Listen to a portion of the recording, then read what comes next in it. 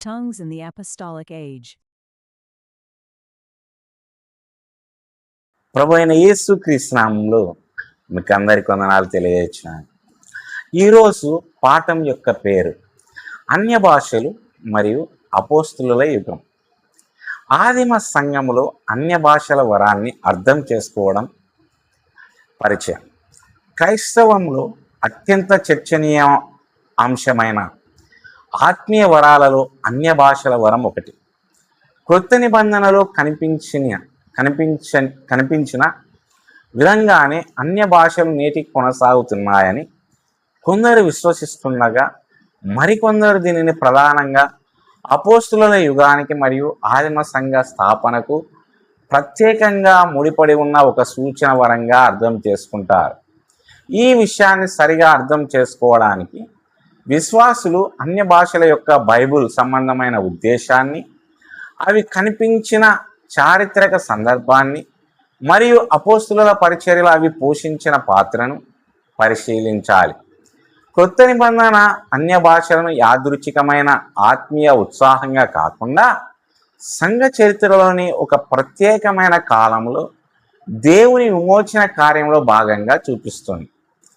అన్య భాషలకు సంబంధించిన ప్రధాన వాక్య భాగాలు అపోస్తుల కార్యములు 2వ అధ్యాయము, 10వ అధ్యాయము, 19వ అధ్యాయం మరియు 1 కొరింథీ 12 నుంచి 14 అధ్యాయాలలో కనిపిస్తాయి. ఈ వాక్య భాగాలు అపోస్తుల యుగములో అన్య భాషల స్వభావము, ఉద్దేశము మరియు నియంత్రణ గురించి ముఖ్యమైన సత్యాలను వెల్లడిస్తాయి. ఇందులో 7 విషయాలు కలవు. మొదటగా, ఒక పునాది వేసే సమయంలో అన్య భాషలు మొట్టమొదటగా ప్రత్యక్షమయ్యాయి. అపోస్తుల కార్యం 2వ అధ్యాయంలో పెంతెకోస్తు దినాన అన్య భాషలు మాట్లాడడం మొట్టమొదటిసారిగా ప్రధానంగా జరిగింది. పరిశుద్ధాత్మ శిష్యుల మీదకు దిగి వచ్చినప్పుడు ఆత్మ వారికి శక్తినిచ్చినట్లుగా వారు అన్య భాషలలో మాట్లాడడం ప్రారంభించారు. అనేక దేశాలకు చెందిన యూదులు వారు తమ సొంత మాతృభాషలలో మాట్లాడడం విన్నారు. పెంతెకోస్తు దినాన అన్య భాషలు ఈక్వల్ టు అద్భుతమైన మానవ భాషలు. ఈ సంఘటన కేవలం భావోద్వేగపూరితమైన ఉత్సాహం మాత్రమే కాదు, ఇది కొత్త నిబంధన సంఘానికి నాంది పలికింది మరియు సువార్త యొక్క ప్రపంచవ్యాప్త పరిధిని ప్రదర్శించింది. ఈ అద్భుతం అనేక భాషా సమూహాలకు చెందిన ప్రజలు దేవుని గొప్ప కార్యాలను వినడానికి వీలు కల్పించింది. అందువల్ల సంఘ స్థాపనకు మరియు కొత్త నిబంధన పరిపూర్ణతలో పరిశుద్ధాత్మ రాకకు సంబంధించిన ఒక ప్రత్యేకమైన చారిత్రక సమయంలో అన్య భాషలు ప్రత్యక్షమయ్యాయి. 2వ విషయం, అన్య భాషలు సూచన వరములుగా పనిచేశాయి. కొత్త నిబంధన గ్రంథం అద్భుత వరాలను అపోస్తుల పరిచర్యతో పదే పదే ముడిపెడుతుంది. ఎబ్రీయులకు రాసిన పత్రిక 2వ అధ్యాయం 3 నుంచి 4 ప్రకారం దేవుడు అపోస్తుల సందేశాన్ని ఈ క్రింది వాటి ద్వారా ధృవీకరించాడు: సూచనలు, అద్భుతాలు, మర్మములు మరియు పరిశుద్ధాత్మ వరములు. అదేవిధంగా పౌలు 1 కొరింథీ 14:22లో ఇలా వ్రాశాడు: అన్య భాషలు విశ్వాసులకు కాక అవిశ్వాసులకే సూచనగా ఉన్నవి. భాషలు ఈక్వల్ టు అపోస్తుల సూచక వరము. సంఘం పునాది వేయబడిన కాలంలో భాషలు దేవుని కార్యాలను ధృవీకరించే దృశ్యమాన సూచనలుగా పనిచేశాయి.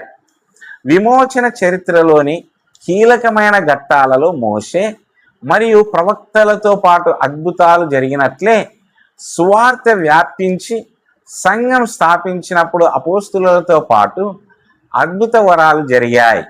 అపోస్తుల కార్యముల గ్రంథము ముఖ్యంగా కీలకమైన పరివర్తన ఘట్టాలలో భాషల వాడకాన్ని నమోదు చేస్తుంది.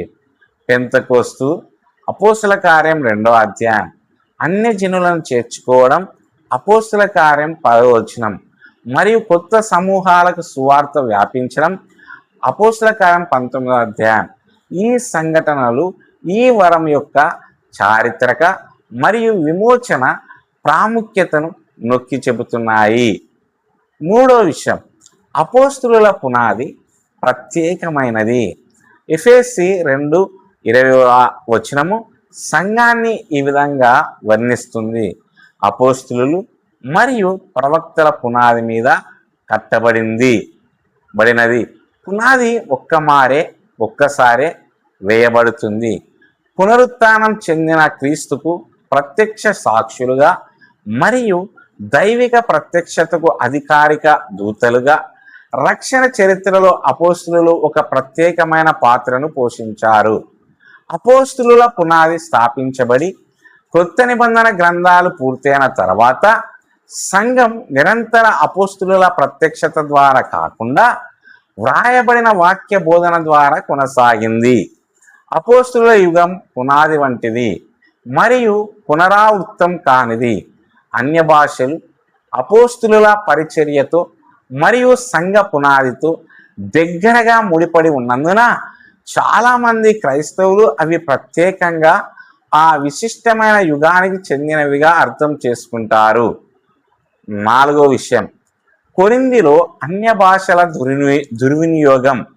కొరింథీలోని సంఘం అనేక ఆత్మీయ వరాలను కలిగి ఉన్నప్పటికీ అది అపరిపక్వత మరియు రాహిత్యముతో కూడా పోరాడింది. ప్రజలు అర్థం చెప్పకుండా బహిరంగంగా అన్య భాషలలో మాట్లాడారు, ఒకరినొకరు అడ్డుకున్నారు మరియు ఆరాధన కూడికల సమయములో గందరగోళాన్ని సృష్టించారు. పౌలు ఈ దుర్వినియోగాలను జాగ్రత్తగా సరిదిద్దాడు. ఆయన ఇలా ఆజ్ఞాపించాడు, 2 లేక 3 మాత్రమే మాట్లాడాలి, ఒకరి తర్వాత ఒకరు మాట్లాడాలి, దానికి అర్థం చెప్పడం తప్పనిసరిగా ఉండాలి, లేకపోతే మాట్లాడేవారు బహిరంగంగా మౌనంగా ఉండాలి. పౌలు ఇలా నొక్కి చెప్పాడు, దేవుడు గందరగోళములకు కర్తయు కాదు, సమాధానములకు కర్తయు అయి ఉన్నాడు. 1 కొరింథీ 14:33.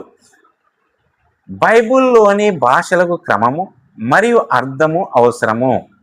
అపోస్తులుల కాలంలో కూడా భాషలు జాగ్రత్తగా నియంత్రించబడ్డాయని మరియు అవి ఎన్నడూ గందరగోళాన్ని లేదా ప్రదర్శనను సృష్టించడానికి ఉద్దేశించబడలేదని ఇది చూపిస్తుంది.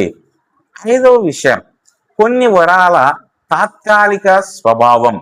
1 కొరింథీ 13:8 ఇలా చెబుతుంది, భాషల విషయానికి వస్తే అవి అంతరించిపోతాయి.